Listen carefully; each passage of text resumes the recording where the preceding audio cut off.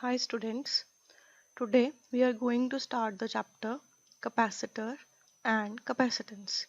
But before starting the actual topic, we will discuss about dielectrics which will help us in understanding the topic of capacitor and capacitance. So first of all in this chapter we will discuss about dielectrics. Students, dielectrics are non-conducting substances which develop net dipole moment in the presence of electric field. Now let us try to understand. Students, we all know about the two types of materials, conductors and insulators. You all know that conductors have large number of free electrons. If we take a conductor, large number of free electrons are there which are able to move inside a conductor. In contrast, if we talk about insulators no free electrons are there.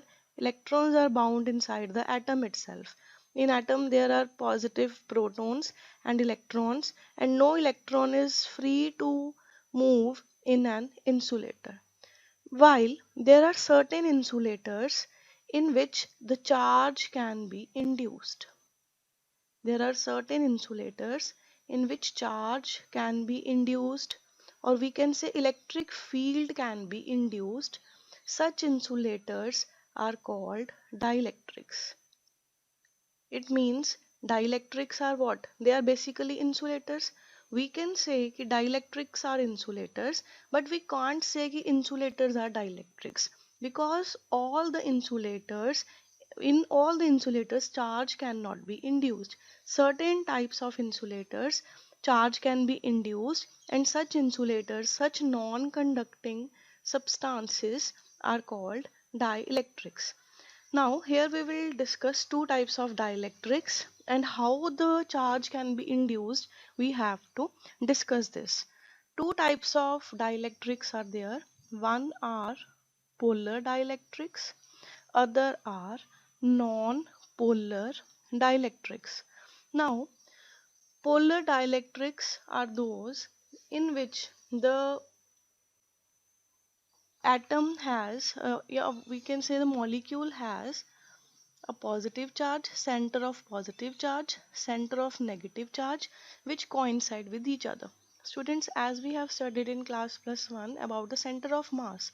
Center of mass is a point where whole of the mass is supposed to be concentrated. Similarly, in molecule, we have a center of positive charge, we have a center of negative charge.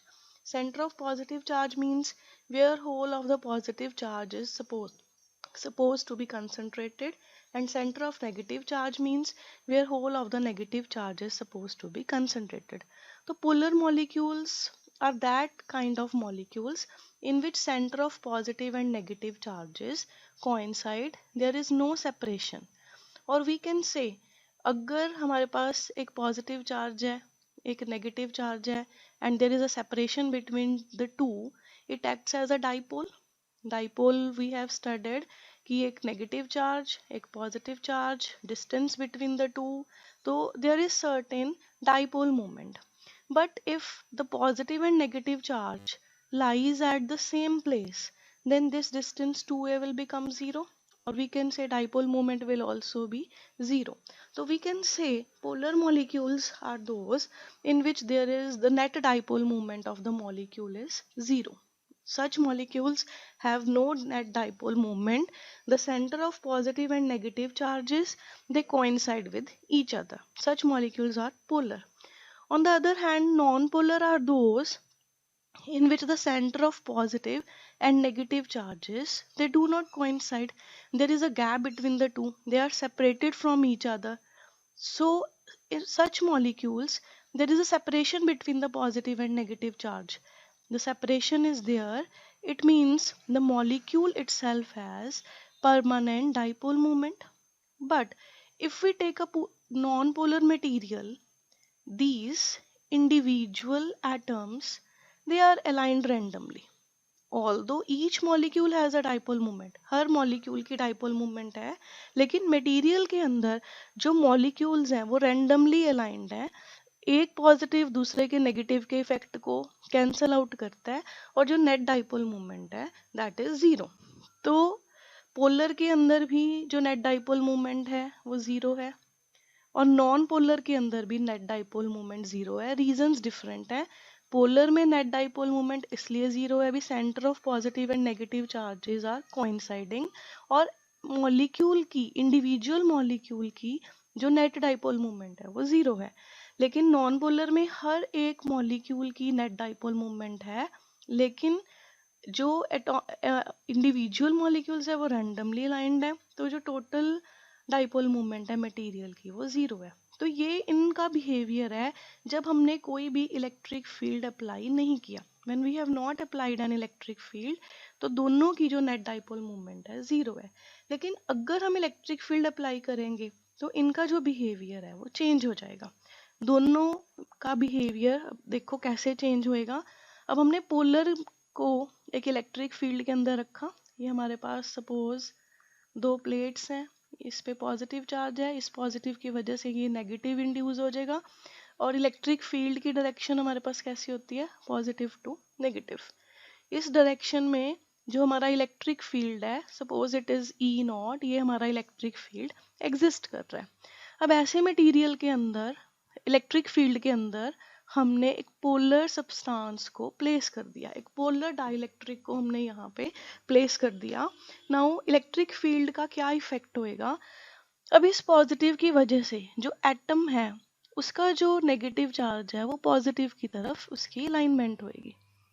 जो हमारे पास individual atoms हैं उनका जो negative है वो positive की तरफ align हो जाएगा, जो पॉजिटिव है वो नेगेटिव की तरफ। इस तरीके से ये हमने थोड़े से एटम शो किए हैं, इन एक्चुअली बहुत सारे एटम्स हैं जो इस तरीके से अलाइंड हो जाएंगे ऐसे। अब जो मटेरियल के अंदर एटम्स हैं, जैसे ये पॉजिटिव नेगेटिव, ये एक दूसरे के इफेक्ट को क्या कर देंगे, कैंसल आउट, क्योंकि atoms are so closely packed. तो हमारे पास एक तो ये एक एंड पे पॉजिटिव की लेयर बच जाएगी पॉजिटिव चार्जेस की, एक ये नेगेटिव की। तो इस पॉजिटिव और इस नेगेटिव की वजह से पॉजिटिव टू नेगेटिव इनसाइड एक इलेक्ट्रिक फील्ड जो है वो इंड्यूस हो जाएगा। मटेरियल के अंदर एक इलेक्ट्रिक फील्ड जो है वो इंड्यूस हो जाएगा। ऐसा ही कंसेप्ट बच्चे हम लोगों ने कंडक्टर्स में भी पढ़ा था। कंडक्टर्स में डिफरेंस था कि कंडक्टर्स में क्या होता है, जब हम कंडक्टर्स को प्लेस करते हैं ऐसे इलेक्ट्रिक फील्ड में, यूनिफॉर्म इलेक्ट्रिक फील्ड में, तो कंडक्टर्स में तो फ्री चार्जेस हैं बहुत सारे, तो फ्री चार्जेस अलाइन करते हैं, नेगेटिव इधर अलाइन हो जाता है और पॉजिटिव इधर अलाइन हो जाता है, और अंदर एक इलेक्ट्रिक फील्ड इंड्यूस होता है। ये हमारा अप्लाइड इलेक्ट्रिक फील्ड है, ये इसके अंदर एक फील्ड इंड्यूस होता है। कब तक फील्ड, कितना फील्ड इंड्यूस होएगा, कब तक चार्जेस मूव करेंगे, जब तक ये इनसाइड वाला फील्ड और अप्लाइड फील्ड जीरो ना हो जाए। तो कंडक्टर के अंदर तो नेट इलेक्ट्रिक फील्ड हमारा जीरो बन जाता है, क्योंकि अप्लाइड फील्ड और ये फील्ड हमारे इक्वल एंड ऑपोजिट हो जाते हैं दोनों, इसलिए। डाइलेक्ट्रिक में क्या होएगा, अंदर फील्ड तो इंड्यूस होएगा लेकिन वो इतना सफिशिएंट नहीं होएगा कि ई नॉट को कैंसिल करे। तो इनसाइड जो इलेक्ट्रिक फील्ड है वो सिर्फ रिड्यूस होएगा, कम होएगा, वो अप्लाइड फील्ड के इफेक्ट को खत्म नहीं करेगा। तो जब हमने पोलर डाइलेक्ट्रिक को इलेक्ट्रिक फील्ड के अंदर रखा, उसके अंदर इलेक्ट्रिक फील्ड क्या हो गया, इंड्यूस हो गया। सिमिलरली अब हम नॉन पोलर को देखेंगे। अब हमने नॉन पोलर को सिमिलरली ये ऐसे इलेक्ट्रिक फील्ड के अंदर प्लेस किया, ये हमारे पास पॉजिटिव प्लेट है, ये नेगेटिव प्लेट है, इलेक्ट्रिक फील्ड हमारा पॉजिटिव टू नेगेटिव होएगा, ई नॉट हमारा अप्लाइड फील्ड है। हमने एक ऐसे मटेरियल को, नॉन पोलर डाइलेक्ट्रिक को इलेक्ट्रिक फील्ड के अंदर प्लेस कर दिया। तो नाउ अगेन ये मॉलिक्यूल्स तो पहले से इनकी डाइपोल मूवमेंट है, लेकिन इनकी अलाइनमेंट चेंज हो जाएगी। नेगेटिव चार्जेस सारे किधर होंगे, पॉजिटिव की तरफ अलाइन करने की कोशिश करेंगे, और पॉजिटिव चार्जेस नेगेटिव की तरफ अलाइन करने की कोशिश करेंगे। एज अ रिजल्ट अगेन हमारे पास सेम बन गया, ये पॉजिटिव नेगेटिव नियर बाय जो है वो एक दूसरे को कैंसिल करेंगे, एक पॉजिटिव की लेयर इस एंड पे बच जाएगी, एक नेगेटिव की लेयर इस एंड पे बच जाएगी, और अंदर एक इलेक्ट्रिक फील्ड जो है वो इंड्यूस होएगा। एक इलेक्ट्रिक फील्ड इंड्यूस हो गया, मटेरियल की एक नेट डाइपोल मूवमेंट जो है वो उसमें डेवलप हो गई। यही हमने डाइलेक्ट्रिक्स डिफाइन किए थे। डाइलेक्ट्रिक्स वो मटेरियल्स हैं जिसमें इलेक्ट्रिक फील्ड इंड्यूस हो सकता है, उसमें एक नेट डाइपोल मूवमेंट इंड्यूस होएगी अगर हम उसको इलेक्ट्रिक फील्ड के अंदर प्लेस करेंगे।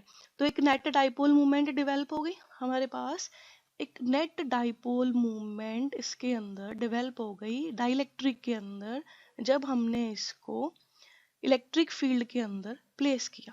अब कितनी डाइपोल मूवमेंट इंड्यूस हो गई पर यूनिट वॉल्यूम, यूनिट वॉल्यूम के लिए अगर हम उसको देखें, उसको बोलते हैं पोलराइजेशन, इज कॉल्ड पोलराइजेशन। हमने डाइलेक्ट्रिक को इलेक्ट्रिक फील्ड के अंदर रखा, इलेक्ट्रिक फील्ड के इफेक्ट से नेट डाइपोल मूवमेंट इंड्यूस हुई, कितनी डाइपोल मूवमेंट पर यूनिट वॉल्यूम इंड्यूस होती है, that is called polarisation.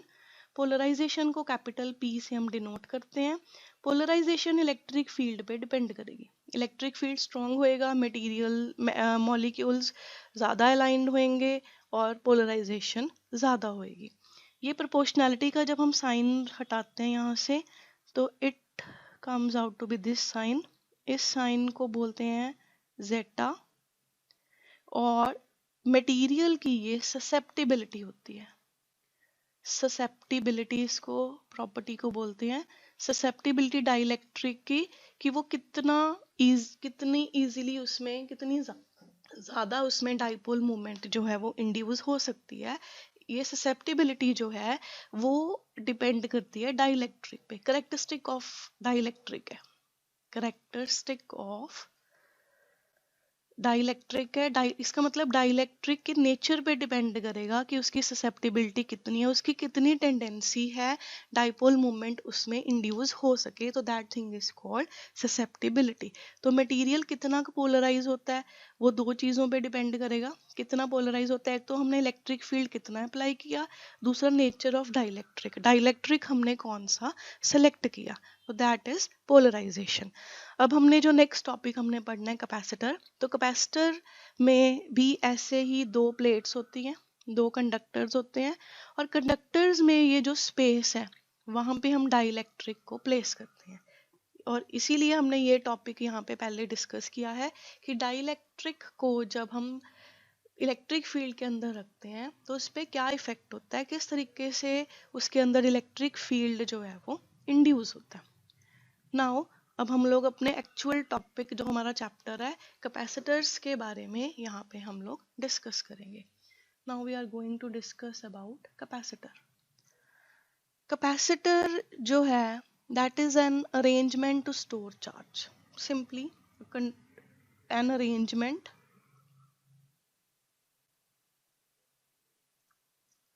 To store charge.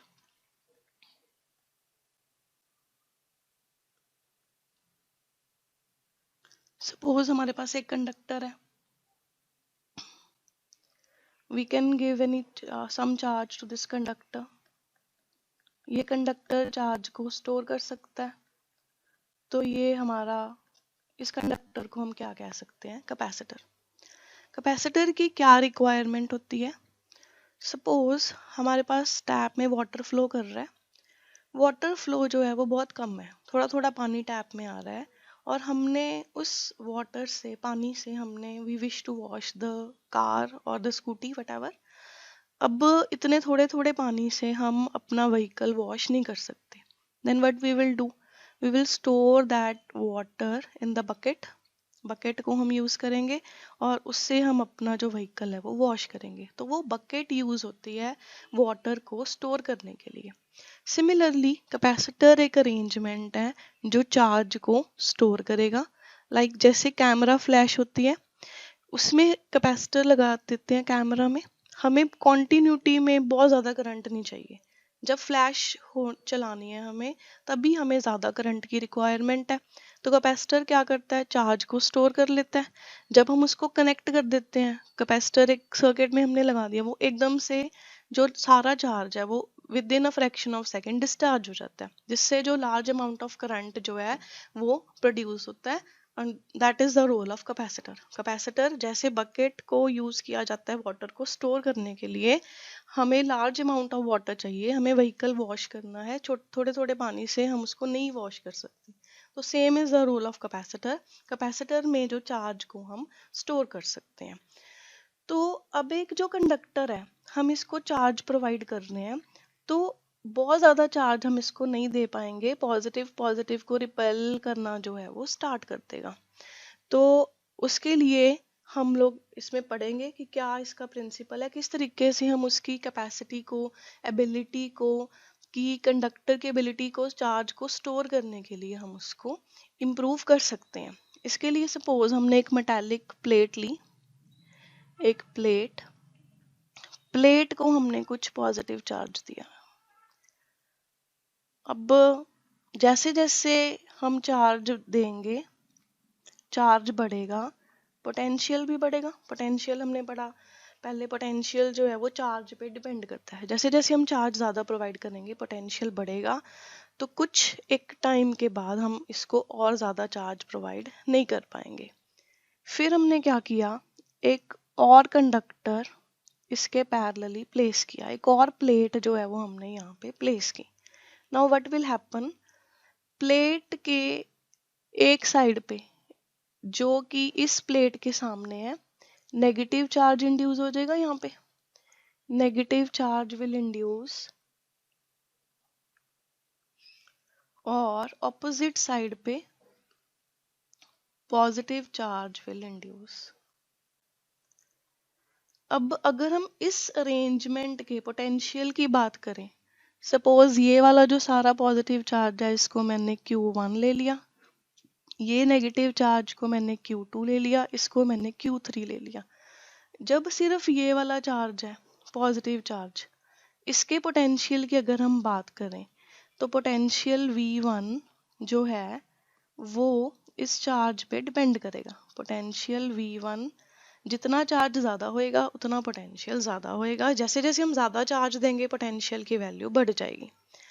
अब ये जो नेगेटिव चार्ज है Q2, ये इस पोटेंशियल को डिक्रीज करने की कोशिश करेगा, क्योंकि नेगेटिव चार्ज का पोटेंशियल क्या होता है, नेगेटिव। पॉजिटिव का पोटेंशियल क्या होता है, पॉजिटिव। क्योंकि जब हम पोटेंशियल का एक्सप्रेशन लेते हैं तो साइन हम इंक्लूड करते हैं, वो एक स्केलर क्वांटिटी है, साइन हमें लेना होता है चार्ज का। अब ये जो Q3 चार्ज है, इसका थर्ड की वजह से पोटेंशियल है वो पॉजिटिव होएगा। इसका मतलब ये थर्ड इसके पोटेंशियल को बढ़ा रहा है, सेकंड इसके पोटेंशियल को कम कर रहा है। अगर हम इसको अर्थ कर दें, अर्थिंग अर्थिंग कर दी, अर्थिंग से क्या होएगा, नाउ इलेक्ट्रॉन्स जाएंगे इधर से, ग्राउंड से जो इलेक्ट्रॉन्स हैं वो जाएंगे और इस पॉजिटिव चार्ज को न्यूट्रलाइज कर देंगे। ये जो हमारा पॉजिटिव चार्ज है वो स्टेप बाय स्टेप हमारा डिक्रीज होना, न्यूट्रलाइज होना स्टार्ट हो जाएगा। जब ये चार्ज न्यूट्रलाइज हो गया, ये वाला इफेक्ट भी खत्म हो गया, V3 वाला इफेक्ट हमारा खत्म हो गया। V2 ने क्या किया, V1 के इफेक्ट को कम कर दिया, V1 को रिड्यूस कर दिया। अब पोटेंशियल कम हो गया, that means we can store more charge on it. अब और ज़्यादा चार्ज पहले के कंपैरेटिवली हम इस पे स्टोर कर सकते हैं। यही बच्चे प्रिंसिपल है कैपेसिटर का भी। एक जो कंडक्टर है उसकी कैपेसिटेंस, उसकी जो चार्ज को स्टोर करने की कैपेसिटी है वो बढ़ जाती है अगर हम उसके पास एक अनचार्ज्ड अर्थ कंडक्टर जो है वो प्लेस करें। इसको प्रिंसिपल ऑफ कैपेसिटर बोलते हैं, प्रिंसिपल ऑफ कैपेसिटर। क्या है प्रिंसिपल ऑफ कैपेसिटर, कि कैपेसिटी, चार्ज को स्टोर करने की कैपेसिटी जो है, capacity of capacitor is increased. वो कब इंक्रीज हो जाएगी, कंसिडरेबली। कंसिडरेबली मतलब लार्ज अमाउंट में इंक्रीज होएगी, considerably if placed near uncharged earthed conductor, एक अनचार्ज्ड और जिसको हमने अर्थ किया हुआ है, जब हमने ऐसा कंडक्टर एक कंडक्टर के पास प्लेस किया तो उसकी जो कैपेसिटी है चार्ज को स्टोर करने की वो मेनी टाइम्स इंक्रीज हो गई। That is the principle of capacitor. इसलिए जो कैपेसिटर्स होते हैं, हमने ये पढ़ा it is an arrangement to store charge, पर जनरली अब हम इसको बोलेंगे it is a system of two conductors. हम टू कंडक्टर्स ही लेते हैं जिसको कुछ डिस्टेंस से सेपरेट करते हैं, क्योंकि उसकी जो चार्ज को स्टोर करने की एबिलिटी है वो बहुत ज़्यादा है। तो जब हमें स्टोर चार्ज ही करना है, कैपेसिटर का रोल ही चार्ज को स्टोर करने का है, तो हम लोग हमेशा दो कंडक्टर्स की बात करते हैं। तो हम कैपेसिटर को क्या बोलते हैं? बेसिकली अरेंजमेंट है चार्ज को स्टोर करने का। लेकिन अगर हम और थोड़ा प्रॉपर वे में डिफाइन करें तो कैपेसिटर क्या है? Is a system of two conductors. दो कंडक्टर्स हम लेंगे, वो हमने अभी पढ़ा, अभी दो ही क्यों लेंगे? उससे जो एबिलिटी है चार्ज को स्टोर करने की वो बढ़ जाएगी। Separated by a dielectric. ये भी अब आप फर्दर टॉपिक्स में आपको समझ आएगा। अभी डाइलेक्ट्रिक से भी हम बढ़ेंगे, जो कैपेसिटी है वो बहुत ज़्यादा बढ़ जाती है चार्ज को स्टोर करने की। That can store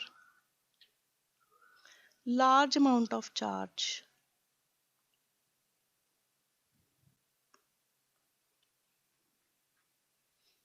in small space। थोड़ी सी स्पेस में बहुत ज़्यादा चार्ज को स्टोर करने वाला जो अरेंजमेंट है, that is capacitor. Now we have seen कि जैसे जैसे हम चार्ज को बढ़ाते हैं पोटेंशियल भी इंक्रीज होता है, क्योंकि पोटेंशियल की डिपेंडेंसी चार्ज पे है। जैसे जैसे पोटेंशियल बढ़ेगा जैसे जैसे चार्ज हम बढ़ाएंगे पोटेंशियल विल इंक्रीज। अब ये अगर प्रोपोर्शनैलिटी का साइन हम हटाएं, इसको C से डिनोट करते हैं। C is constant of proportionality, constant of proportionality. And C को बोलते हैं capacitance. C is called capacitance. Capacitance का मतलब है कि किसी भी कैपेसिटर की कितनी कैपेसिटी है चार्ज को स्टोर करने की। कैपेसिटेंस को क्या डिफाइन करते हैं? कैपेसिटेंस क्या है कि किसी भी कैपेसिटर की एबिलिटी, कितने चार्ज को वो स्टोर कर सकता है, is it's capacitance of a capacitor. किसी भी कैपेसिटर की, कैपेसिटर क्या है? दो प्लेट पैरेलल कंडक्टर्स का अरेंजमेंट। उसकी कैपेसिटेंस क्या है कि वो कितना चार्ज स्टोर कर सकता है। Of a capacitor is its ability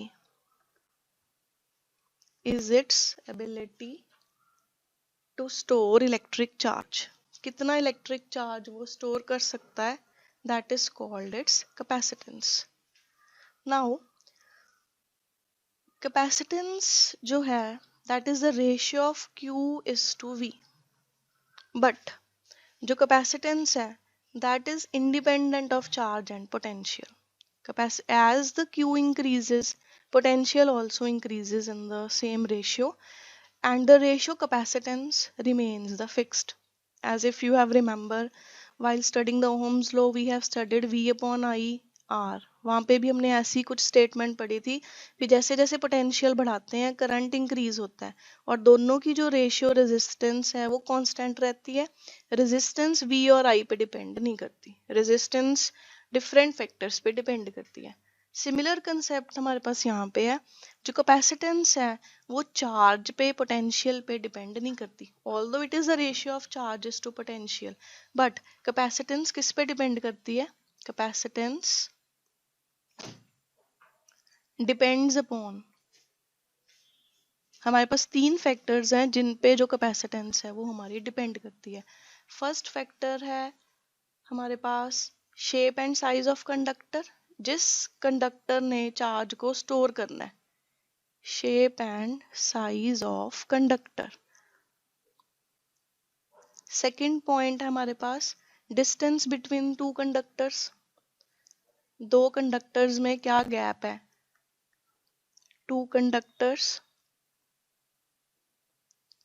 third point बच्चे होता है हमारे पास नेचर ऑफ डाइलेक्ट्रिक, कि दो प्लेट्स में हमने क्या डाइलेक्ट्रिक प्लेस किया है.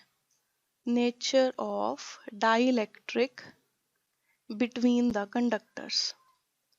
तो ये तीन हमारे पास फैक्ट्स हैं जिन पे जो कैपेसिटेंस है वो हमारी डिपेंड करती है. नाउ अब जो कैपेसिटर हैं जो मार्केट में अवेलेबल है कमर्शियल, वो जनरली तीन तरह के कैपेसिटर्स होते हैं. One is parallel plate capacitor. Parallel plate मतलब जो दोनों कंडक्टर्स हैं वो मेटालिक प्लेट की उनकी शेप होएगी, इसको बोलते हैं parallel plate capacitor. One is cylindrical capacitor. Cylindrical capacitor भी दोनों कंडक्टर्स जो हैं वो सिलेंड्रिकल शेप के होंगे. एक सिलेंडर हमारे पास ये हो गया, एक आउटसाइड हो गया, जो गैप है वो बीच में हम डाइलेक्ट्रिक प्लेस करेंगे. ये सिलेंड्रिकल कैपेसिटर हो गया. एक स्फेरिकल कैपेसिटर, स्फीयर की शेप में जो हमारे पास कंडक्टर होएगा, that is called spherical capacitor.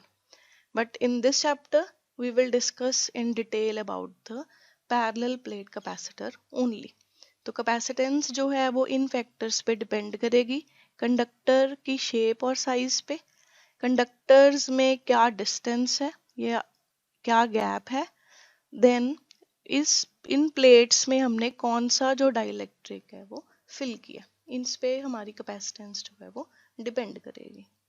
Now coming to next point. Now we have to discuss कि can we give any desired amount of charge to a capacitor. हमारे पास एक capacitor है, अब ये हमारी मर्जी है कि हम इस पे कितना भी चार्ज स्टोर कर सकें, या फिर कोई लिमिट होएगी कि जिसके बियॉन्ड जो चार्ज है वो स्टोर हम नहीं कर सकते. अब as we increase this amount of charge, the electric field inside the plates will also increase. Electric field will also increase as we increase the amount of charge stored on the two plates. Now there is certain limit.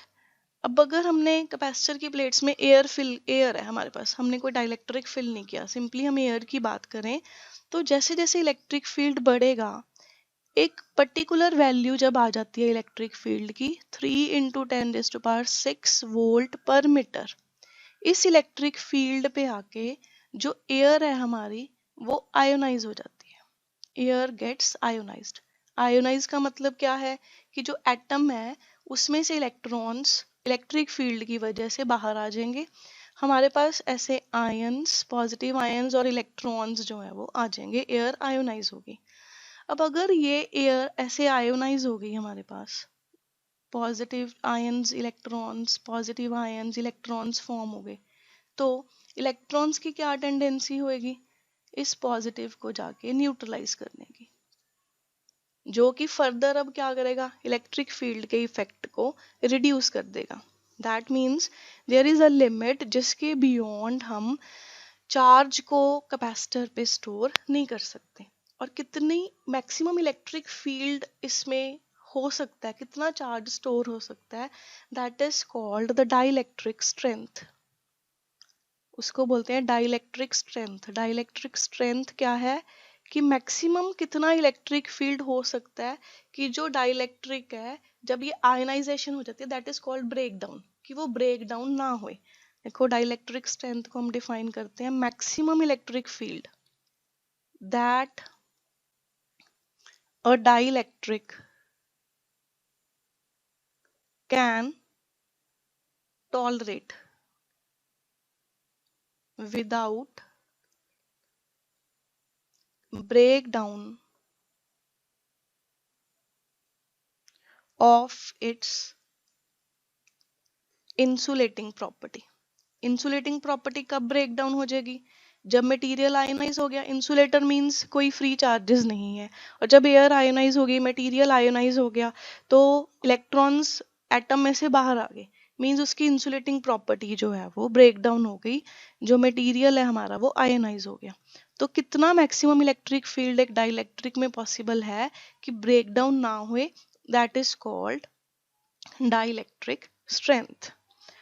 Now one more point is here, In the application of Gauss law, if you remember, we studied that कि जब हम एक parallel plate की बात करते हैं तो parallel plate uniformly charged plate जो है उसके लिए हमने इलेक्ट्रिक फील्ड फाइंड आउट किया था.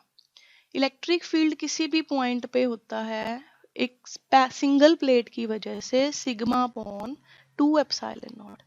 ये रिजल्ट हमने गॉस लॉ में स्टडी किया था. गॉस लॉ की एप्लीकेशन की थी जिसमें हमने electric field due to infinitely charge plane sheet के हमने इलेक्ट्रिक फील्ड फाइंड आउट किया था. अब कैपेसिटर में क्या है, हमारे पास दो प्लेट्स हैं. एक प्लेट पे हमारे पास एक तरह का चार्ज है, से पॉजिटिव, और जो दूसरी प्लेट है उस पे इक्वल एंड ऑपोजिट, मतलब उतना ही हमारे पास नेगेटिव चार्ज है. अगर मैंने इसको फर्स्ट प्लेट लिया, ये सेकंड प्लेट, अगर हम कोई इस पॉइंट पे बात करें इन बिटवीन, इस पॉजिटिव का इलेक्ट्रिक फील्ड, इसकी डायरेक्शन किधर होएगी, पॉजिटिव से इलेक्ट्रिक फील्ड किधर होता है, आउटवर्ड. इस प्लेट की वजह से इलेक्ट्रिक फील्ड किधर होएगा, आउटवर्ड होएगा. सिमिलरली ये नेगेटिव प्लेट है, इसका इलेक्ट्रिक फील्ड नेगेटिव से लाइन किधर होती है, इनवर्ड, किधर होएगा, E2. दोनों फील्ड्स की डायरेक्शन क्या है, same. That means if we have to find the net field we will simply add the two. On the other hand अगर हम इस रीजन की बात करें, आउटसाइड रीजन की, पॉजिटिव से लाइंस किधर जाएंगी, आउटवर्ड. E1 की डायरेक्शन किधर होएगी, आउटवर्ड. नेगेटिव की लाइंस किधर होएंगी, इधर को, इनवर्ड होएंगी नेगेटिव की तरफ. दोनों फील्ड्स क्या है, डायरेक्शन क्या है, ऑपोजिट. मैग्नीट्यूड क्या होता है, सेम. चाहे पॉजिटिव चार्ज है चाहे नेगेटिव, इलेक्ट्रिक फील्ड क्या होएगा, सिग्मा बाय 2 एप्सिलॉन नॉट. इसका मतलब इस रीजन की अगर हम बात करें तो यहाँ पे टोटल इलेक्ट्रिक फील्ड क्या हो जाएगा, 0, क्योंकि मैग्नीट्यूड फील्ड का इक्वल है, डायरेक्शन ऑपोजिट है. सिमिलरली इस रीजन की अगर हम बात करें, पॉजिटिव से किधर जाएगी डायरेक्शन, आउटवर्ड. नेगेटिव से किधर जाएगी डायरेक्शन, इनवर्ड. दोनों फील्ड्स की डायरेक्शन ऑपोजिट है, मैग्नीट्यूड सेम है. यहाँ पे भी इलेक्ट्रिक फील्ड की वैल्यू क्या हो जाएगी, हमारे पास 0 हो जाएगी. और अगर हम इन बिटवीन रीजन की बात करें तो टोटल फील्ड क्या होएगा, दोनों फील्ड्स की डायरेक्शन जो है वो सेम है. दोनों को हम सिंपली ऐड कर देंगे, और when we add the two quantities, sigma by 2 epsilon naught एक का फील्ड है, दूसरे का फील्ड भी यही है, तो हमारे पास आ गया सिग्मा अपॉन एप्सिलॉन नॉट. तो वी कैन से कि अगर हमारे पास एक कैपेसिटर है, कैपेसिटर के इन बिटवीन जो रीजन है वहां पे इलेक्ट्रिक फील्ड कितना होएगा, sigma upon epsilon not. Capacitor की जो आउटसाइड रीजन्स हैं बाहर, वहां पे इलेक्ट्रिक फील्ड क्या होएगा, 0. तो ये एक फिक्स्ड क्वांटिटी है. इनसाइड जो कैपेसिटर हमारे पास इलेक्ट्रिक फील्ड होता है sigma by epsilon naught, and inside region में, और आउटसाइड हमारे पास इलेक्ट्रिक फील्ड हमेशा क्या होएगा, 0. Now, one more point we have to discuss. We have to discuss the SI unit of capacitance. SI unit, हमने एक्सप्रेशन पढ़ा कैपेसिटेंस का, Q is equals to CV. Capacitance क्या आ गई हमारे पास, चार्ज अपॉन पोटेंशियल. तो कैपेसिटेंस के SI यूनिट हमारे पास होते हैं फैरेड. इट्स FARAD, फैरेड, जिसको कैपिटल F से हम डिनोट करते हैं. तो 1 फैरेड कैपेसिटेंस कब होएगी, व्हेन हमने कंडक्टर को 1 कूलम चार्ज देने पे उसका पोटेंशियल 1 वोल्ट इंक्रीज हो जाए. तो कैपेसिटर की जो कैपेसिटेंस है that will be 1 farad. So these were the various points related to a capacitor in which we discussed about the electric field of the capacitor, plates का field कितना होएगा, what is the dielectric strength, its units, and the various points related to a capacitor. Thank you.